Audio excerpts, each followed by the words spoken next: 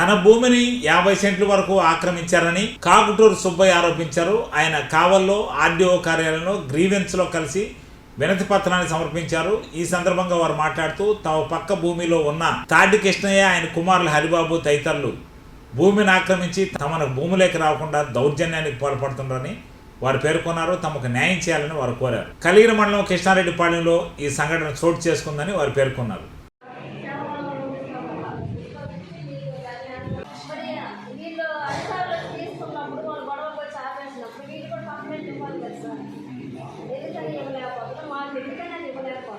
ఇప్పుడు 5 సంవత్సరాలు అదే జరుగుతుంది.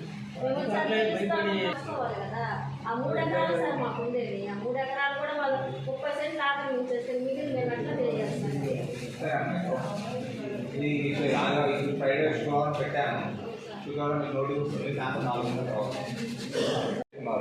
వాళ్ళు వాడదని చెప్పిన రెండు చూడాలి కదా.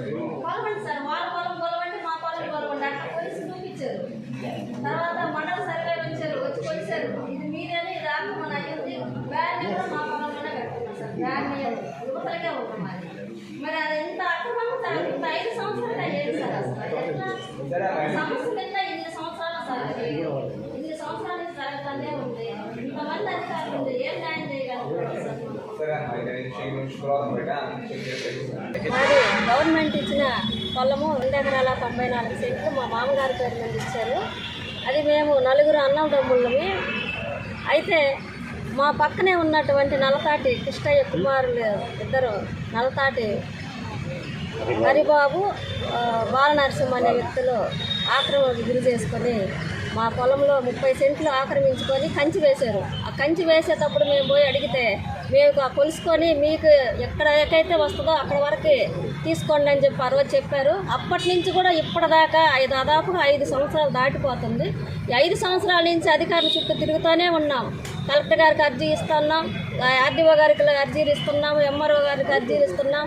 తర్వాత నోటీసుల మీద నోటీసులు పంపిస్తున్నారు. ఇదిగో రేపు వస్తున్నారో ఎల్లుండి వస్తున్నారని ఇట్లానే చెప్తా కాలయాపన చేస్తూ ఉన్నారు.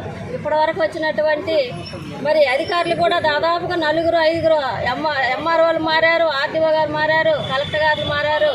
కానీ మా సమస్య అయితే మాత్రము అట్టాగే ఉంది. మరి దేనికోసం ఇట్లా కాలయాపన చేస్తున్నారు మాకు అయితే తెలియడం లేదు. మరి అధికారికంగా ఏమన్నా వాళ్ళు రాజకీయంగా ఏదన్నా మరి ముట్ట చెప్పి ఏమన్నా ఉంటారేమో మాకైతే తెలియదు. కానీ మరి ఎందుకని ఇట్లా కాలయాపన చేస్తున్నారో అర్థం కావడంలో అడిగిన ప్రతిసారి అదే చెప్తా ఉన్నారు. ఇదిగో రేపు పంపిస్తాను, ఎల్లుండి పంపిస్తామని. మరి ఎంఆర్ఓ గారు మొత్తము అది సర్వే చేసి ఇది ఖచ్చితంగా వీళ్ళది భూమి 30 సెంట్లు ఆక్రమణకు గురయ్యి ఉంది అని చెప్పేసి రాళ్ళు వేస్తూ ఉన్నారో తీసేస్తూ ఉన్నారు. మరి అట్లాంటప్పుడు మరి ఎందుకు పోలీసిస్తున్నారో, ఎందుకు దాన్ని వదిలేస్తున్నారో మాకైతే అర్థం కావడం లేదు. మరి మా పొలం మాకు ఇచ్చేదానికి ఎందుకన్నా మరి ఇల్లు గవర్నమెంట్ ఇచ్చిన పొలమే కదా, అదేమన్నా మాది సొంతది కాదుగా, గవర్నమెంట్ ఇచ్చిన పొలం. మరి గవర్నమెంటే దాన్ని మాకు హ్యాండ్ ఓవర్ చేయాల్సిన పరిస్థితి ఉంది. మరి ఈ రోజుకి కూడా వాళ్ళు డెమ్మ సెట్లు వేసుకొని పైరు పెట్టుకొని చేసుకుంటా ఉన్నారు. మేము మాత్రం అట్లనే బీడు పెట్టుకొని అట్టాగే అయిపోతూ ఉంది. కాబట్టి మరి అధికారులు మాకు న్యాయం చేస్తారని మేము ప్రతిసారి తిరుగుతూనే ఉన్నాం. 5 సంవత్సరాలుగా తిరుగుతూ ఉన్నాం. కానీ దాన్ని మాత్రం అట్టాగా పెట్టున్నారు.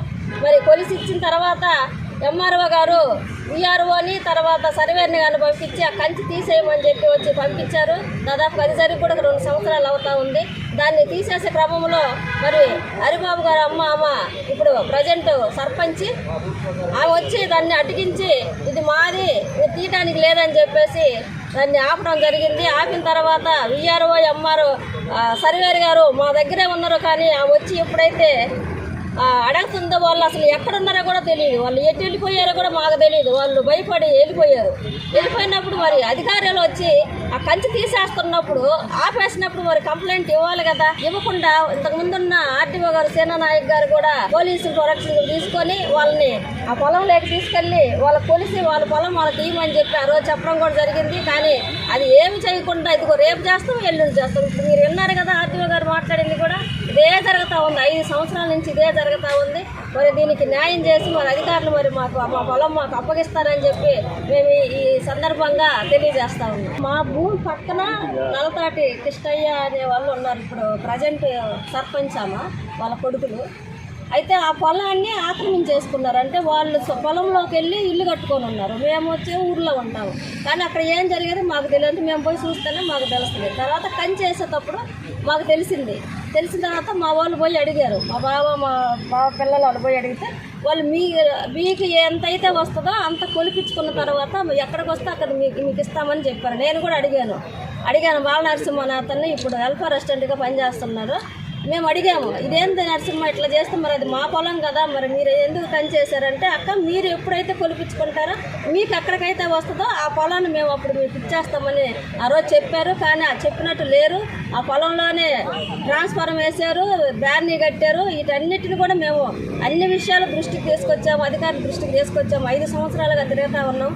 మరి ఈ సందర్భంగా మీరు కూడా మీడియా విధంగా మాకు న్యాయం చేసే విధంగా మీరు కూడా ప్రయత్నం చేస్తారని చెప్పి మేము తెలియజేసుకుంటున్నాం.